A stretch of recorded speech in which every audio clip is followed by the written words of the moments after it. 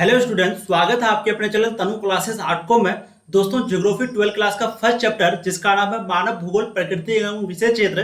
दोस्तों, सबसे पहले हम लोगों ने पिछले दो वीडियो में इस चैप्टर का पूरा समरी पढ़ा। ये चैप्टर क्या है, मानव भूगोल के अंदर क्या आता है, पूरा फुल चैप्टर एक्सप्लेनेशन किया। उसके बाद दोस्तों आज की इस वीडियो में हम लोग करेंगे वीवीआई ऑब्जेक्टिव और सब्जेक्टिव क्वेश्चन। ठीक है, तो सबसे पहले हम लोग करेंगे वीवीआई ऑब्जेक्टिव, जो कि दोस्तों इस चैप्टर के अंतर्गत आता है। आप अगर इन वीडियो को देख लेते हैं तो दोस्तों मैं आपको 100% गारंटी देता हूं कि इस चैप्टर से आपका एक भी ऑब्जेक्टिव नहीं छूटने वाला। ठीक है, अगर आप लोगों ने उन दोनों वीडियो को नहीं देखा है तो डिस्क्रिप्शन में आपको लिंक मिलेगा, उन दोनों वीडियो का जरूर आप देख लीजिए ताकि आपको पूरा चैप्टर समझ में आ जाएगा। और दोस्तों जब भी आपको चैप्टर समझ में आएगा तभी आप ऑब्जेक्टिव का आंसर अपने से दे सकते हैं। और जो वो दोनों वीडियो देख चुके हैं तो आप लोग एक तरफ से आंसर देना शुरू कीजिए।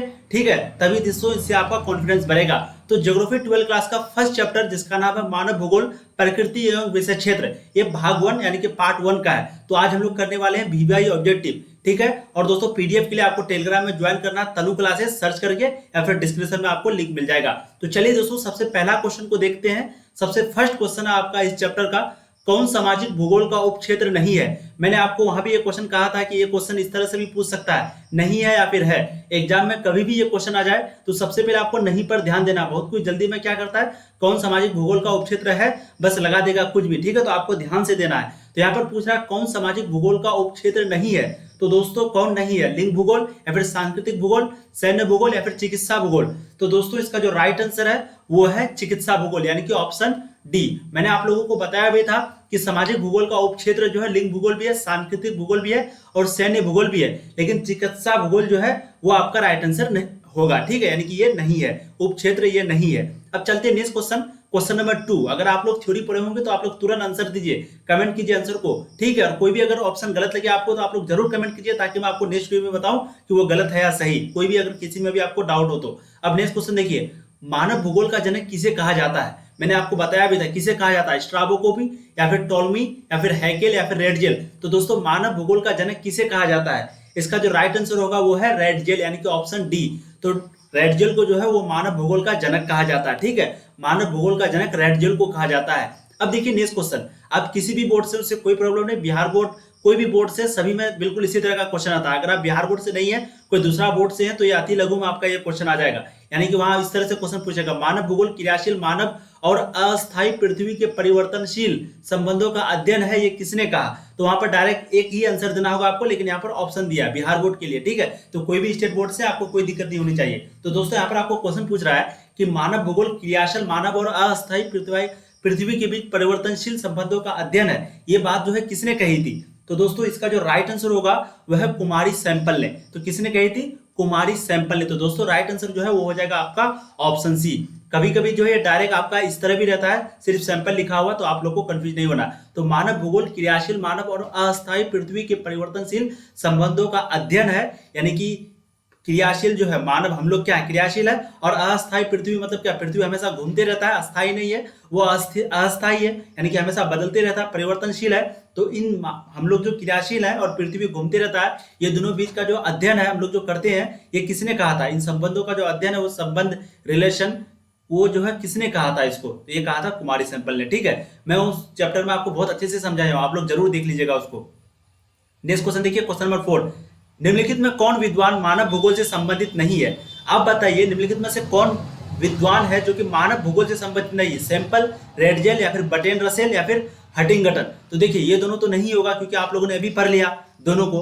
अब 4 का राइट आंसर क्या हो सकता है, ये दोनों में से कोई होगा। ठीक है, तो दोस्तों इसका जो राइट आंसर है वो है ऑप्शन सी, बटेन रसेल। तो निम्नलिखित में से कौन विद्वान मानव भूगोल से संबंधित नहीं है, बटेन रसेल। अब देखिए नेक्स्ट क्वेश्चन, क्वेश्चन नंबर 5, संभववाद, जो कि मैंने आपको पढ़ाया था संभववाद के बारे में कि संभववाद क्या होता है। तो संभववाद अवधारणा में किस घटक को महत्वपूर्ण माना गया है। अब बताइए संभववाद अवधारणा में किस घटक को हम लोग महत्वपूर्ण मानते हैं, प्राकृतिक घटक, मानवीय घटक या फिर दोनों, या फिर इनमें से कोई नहीं। तो दोस्तों इसका जो राइट आंसर है, मैं आपको वहां भी ये क्वेश्चन किया था, इसका राइट आंसर हो जाएगा आपका ऑप्शन सी।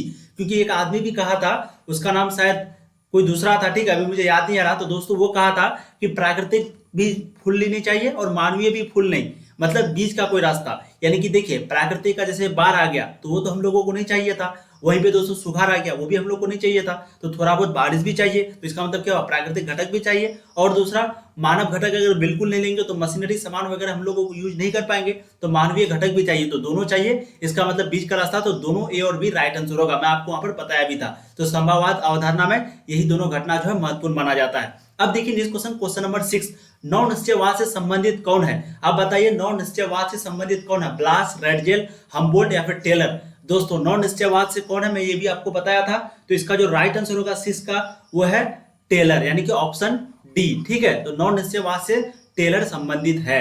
अब देखिए नेक्स्ट क्वेश्चन, क्वेश्चन नंबर 7, निम्नलिखित में से कौन सा एक भौगोलिक सूचना का स्रोत नहीं है? यात्रियों के विवरण, प्राचीन मानचित्र या फिर चंद्रमा से चट्टानी पदार्थों के नमूने या फिर प्राचीन महाकाव्य? तो दोस्तों आप लोग बताइए निम्न में से कौन सा भौगोलिक सूचना का स्रोत नहीं है? तो दोस्तों इसका जो राइट आंसर होगा वो है प्राचीन महाकाव्य, यानी कि ऑप्शन डी।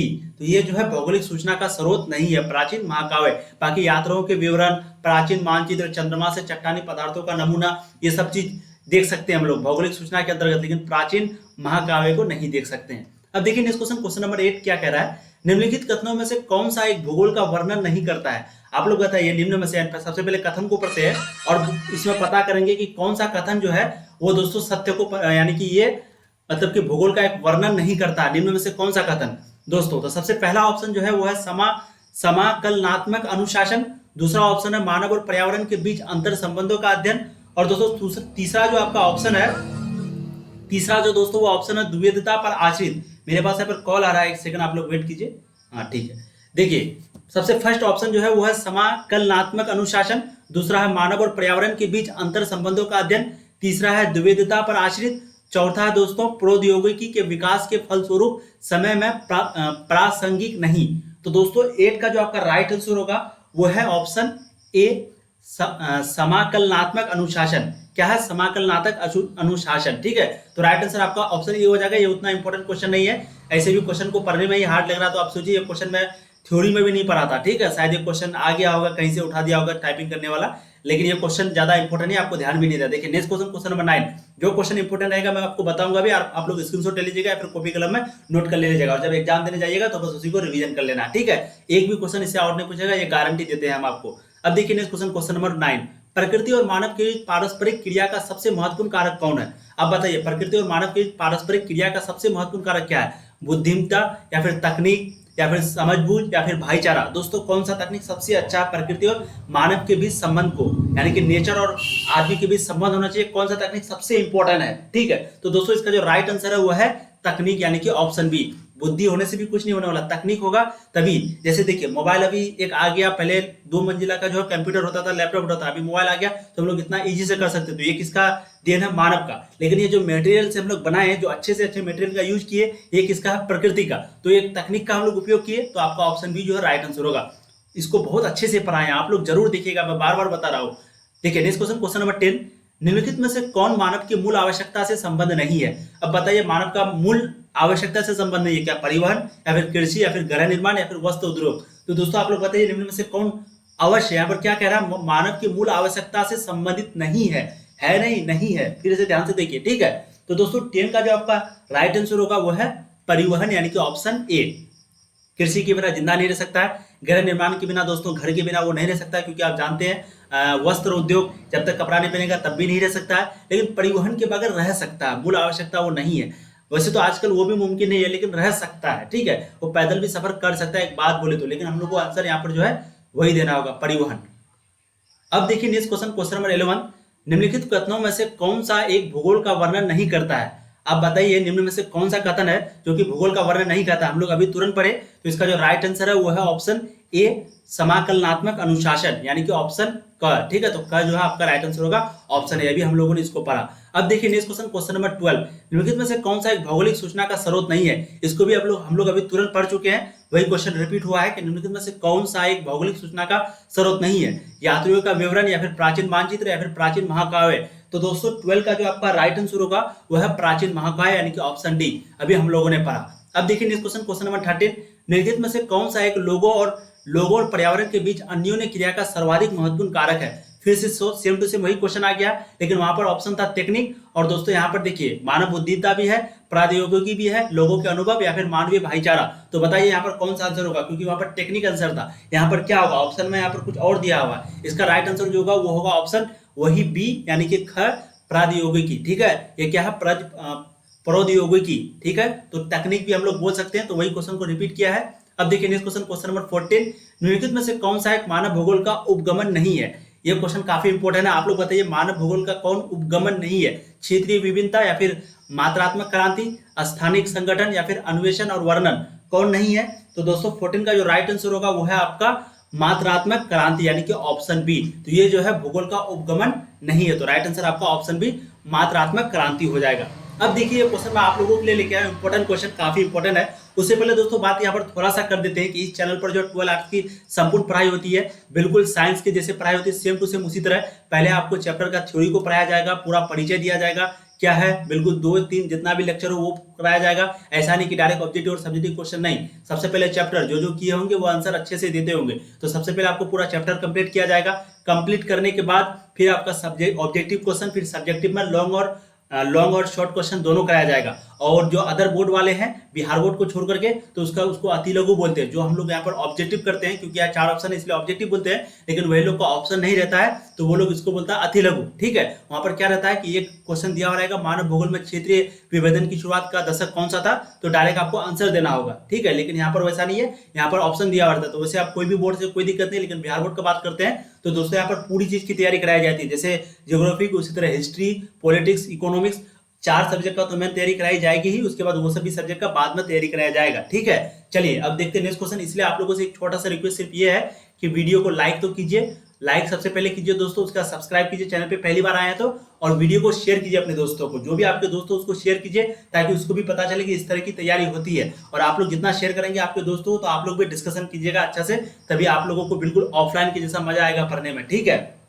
अब चलिए सबसे पहला क्वेश्चन को देखते हैं। क्वेश्चन नंबर फर्स्ट है, मानव भूगोल में क्षेत्रीय विभेदन की शुरुआत का दशक कौन सा था। अब बताइए कौन सा दशक था क्षेत्रीय विभेदन की शुरुआत का। तो दोस्तों फर्स्ट का जो आपका राइट आंसर होगा वो है ऑप्शन बी। ठीक है, 1930। तो 1930 को जो है मानव भूगोल में क्षेत्रीय विभेदन की शुरुआत हुआ। ठीक है, तो 1930 राइट आंसर, यानी कि ऑप्शन बी आपका राइट आंसर होगा। अब चलिए नेक्स्ट क्वेश्चन देखते हैं। क्वेश्चन नंबर 2 है आपका, मानवतावाद किसकी एक और विचारधारा है। आप बताइए मानवतावाद जो है किसकी एक और विचारधारा है, समाजशास्त्र, सामाजिक विज्ञान या फिर मानव भूगोल या फिर अर्थशास्त्र। तो दोस्तों सेकंड का जो राइट आंसर है वो है मानव भूगोल, क्योंकि वही चैप्टर को हम लोग पढ़ ही रहे हैं। तो मानवतावाद जो है वो किसकी एक विचारधारा है, मानव भूगोल, यानी कि ऑप्शन सी आपका राइट आंसर होगा। अब देखिए नेक्स्ट क्वेश्चन, क्वेश्चन नंबर आपका यहाँ पर 3 कह रहा है, व्यवहारिक भूगोल, राजनीतिक भूगोल और आर्थिक भूगोल अथवा सामाजिक भूगोल, 3 भूगोल दिया हुआ, बिहेवियर, पॉलिटिकल, उसके बाद आपका आर्थिक यानी कि इकोनॉमिक्स, और सामाजिक सोशल भूगोल, कौन से भूगोल के उपक्षेत्र कहलाते हैं। आप बताइए ये सब भूगोल जो है कौन सा भूगोल का उपक्षेत्र कहलाता है, सामान्य भूगोल, विशिष्ट भूगोल, मानव भूगोल या फिर जीव भूगोल। तो दोस्तों थर्ड का जो आपका राइट आंसर होगा, हम लोगों ने फिर से क्योंकि उसी चैप्टर का बात ही कर रहे हैं, तो राइट आंसर आपका हो जाएगा ऑप्शन सी, मानव भूगोल। तो व्यवहारिक भूगोल, राजनीतिक भूगोल मैं आप लोगों को कराया भी था, ये सभी जो है किसके अंदर आता है, मानव भूगोल के अंदर। कभी कभी आपको ये 2 नंबर में भी पूछ लेगा कि मानव भूगोल के अंदर कितने उपक्षेत्र आते हैं, उनको लिखें, तो ये आपको लिखना होगा, या फिर ऑब्जेक्टिव में इस तरह पूछ देगा तो आपको मानव भूगोल आंसर देना होगा। अब देखिए नेक्स्ट क्वेश्चन, क्वेश्चन नंबर 4, मानवतावादी या फिर आमूलवादी और व्यवहारवादी विचारधाराओं का उदय कब हुआ था। अब बताइए मानवतावादी, आमूलवादी या फिर व्यवहारवादी, ये सब विचारधाराओं का जो है उदय कब हुआ था, कब ये सब उठा था।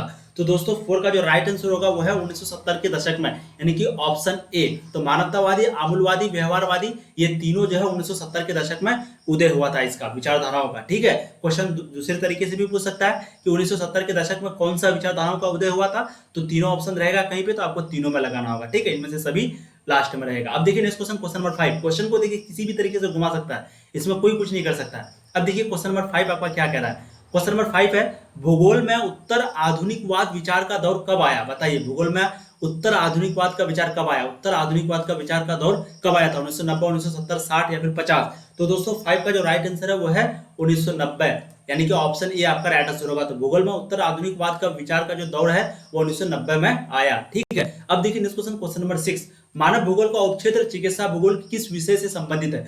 मानव भूगोल का उपक्षेत्र चिकित्सा भूगोल किस विषय से संबंधित है। तो मानव भूगोल का एक उपक्षेत्र है जिसका नाम है चिकित्सा भूगोल, ये जो है किस विषय से संबंधित है, मानव विज्ञान, महामारी विज्ञान, मनोविज्ञान या फिर कल्याण अर्थशास्त्र। तो बोलिए दोस्तों, ये भी मैं आपको कराया था उस चैप्टर मतलब की थ्योरी में। तो इसका जो राइट आंसर होगा वो है महामारी विज्ञान, यानी कि ऑप्शन बी। तो मानव भूगोल का उपक्षेत्र चिकित्सा भूगोल जो है वो महामारी विज्ञान से संबंधित है, यानी कि इसी विषय से संबंधित है। अब देखिए नेक्स्ट क्वेश्चन नंबर 7। जिसको जिसको भी आंसर आता है आप लोग कमेंट जरूर करें कमेंट, तभी आप लोगों को कॉन्फिडेंस बढ़ेगा। और स्क्रीनशॉट लें, नोट करें, ठीक है। अब देखिए नेक्स्ट क्वेश्चन, सैन्य भूगोल का उपक्षेत्र किस विज्ञान से संबंधित है? सैन्य विज्ञान से, राजनीतिक विज्ञान से, जनांकीकी विज्ञान से, या फिर सामाजिक विज्ञान से? तो आप बताइए सैन्य भूगोल का उपक्षेत्र किस विज्ञान से संबंधित है? तो दोस्तों इसका जो राइट आंसर है वो है सैन्य विज्ञान, यानी कि ऑप्शन ए, ठीक है। तो राइट आंसर क्या होगा? सैन्य विज्ञान। तो सैन्य भूगोल का उपक्षेत्र सैन्य विज्ञान से संबंधित है। अब देखिए नेक्स्ट क्वेश्चन नंबर 8, मानव भूगोल के क्षेत्र आर्थिक भूगोल का निम्न में से एक उपक्षेत्र कौन सा है? यहाँ पर फिर से कह रहा है कि मानव भूगोल के क्षेत्र, जिसका क्षेत्र मानव भूगोल का सबसे पहले क्षेत्र क्या है? आर्थिक भूगोल। अब उसका क्षेत्र निम्न में से कौन सा है? यानी कि आर्थिक भूगोल का सबसे पहले मानव भूगोल का क्षेत्र क्या है? वो है आर्थिक भूगोल। मैं उस चैप्टर में डिटेल में बताया हूं। मानव भूगोल का क्षेत्र है आर्थिक भूगोल, और आर्थिक क्षेत्र का उप क्षेत्र क्या होगा आर्थिक भूगोल का? वो है नीचे में कौन सा ऑप्शन होगा ये आपको पूछ रहा है, ठीक है। तो दोस्तों इसका जो राइट आंसर होगा वो है संसाधन भूगोल, यानी कि ऑप्शन सी।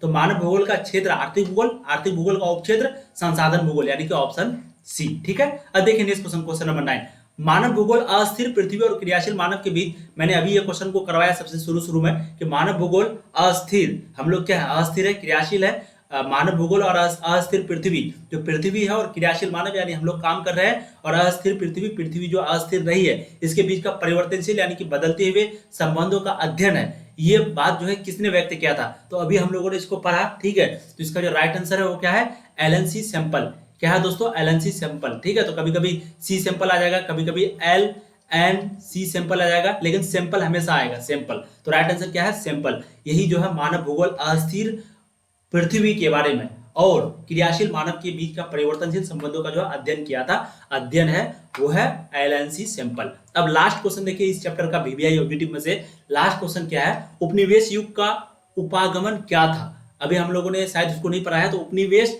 युग का उपागम क्या था? प्रादेशिक विश्लेषण, अन्वेषण और विवरण, स्थानिक संगठन, भूगोल में उत्तर, आधुनिकवाद। तो दोस्तों 10 का जो आपका राइट आंसर होगा, काफी इंपॉर्टेंट क्वेश्चन है ये भी, इसका राइट आंसर क्या होगा? अन्वेषण और विवरण, यानी कि ऑप्शन बी। तो उपनिवेश युग का उपागमन क्या था? अन्वेषण और विवरण, यानी कि ऑप्शन बी आपका राइट आंसर होगा। तो उम्मीद है दोस्तों ये सभी ऑब्जेक्टिव आपको काफी इंपॉर्टेंट लगा होगा। एक बार प्लीज मेरा बात को सुनिए दोस्तों। अगर आप लोग इस वीडियो को शेयर कीजिएगा तो आप लोग क्वेश्चन पे डिस्कशन कर सकते हैं अपने दोस्तों के साथ कि आज तुमने कितना सही किया, हम लोगों ने कितना सही किया। आप लोगों को पढ़ने में भी मजा आएगा। दोस्तों आप लोगों के लिए इतना मेहनत करते हैं, बस आपको क्या करना, वीडियो को एक बार अपने दोस्तों को शेयर कर देना, एक बार फोन करके, कॉल करके, ग्रुप में, व्हाट्सएप ग्रुप में, मैसेज में, टेलीग्राम में, जहां से हो, आपको एक बार मैसेज को सेंड करना है और बताना है कि साइंस की जैसा भी अब आर्ट्स भी पढ़ाई होती है, कोई बोले नहीं, कुछ नहीं, बिल्कुल मजे के साथ हम लोग पढ़ते हैं। एक पीडीएफ तैयार करने पर दोस्तों देखिए आपको कितना मेहनत लगता है, ठीक है, ये क्वेश्चन को टाइप करने में। दोस्तों आपको कुछ नहीं करना, बस वीडियो को लाइक करना, शेयर करना है, बस उसके बाद पढ़ाई आपको करते रहना, ठीक है। चलिए दोस्तों फिर मिलते हैं नया वीडियो में, तब तक के लिए जय हिंद, और आप लोग पढ़ाई करते रहिए। All the very best.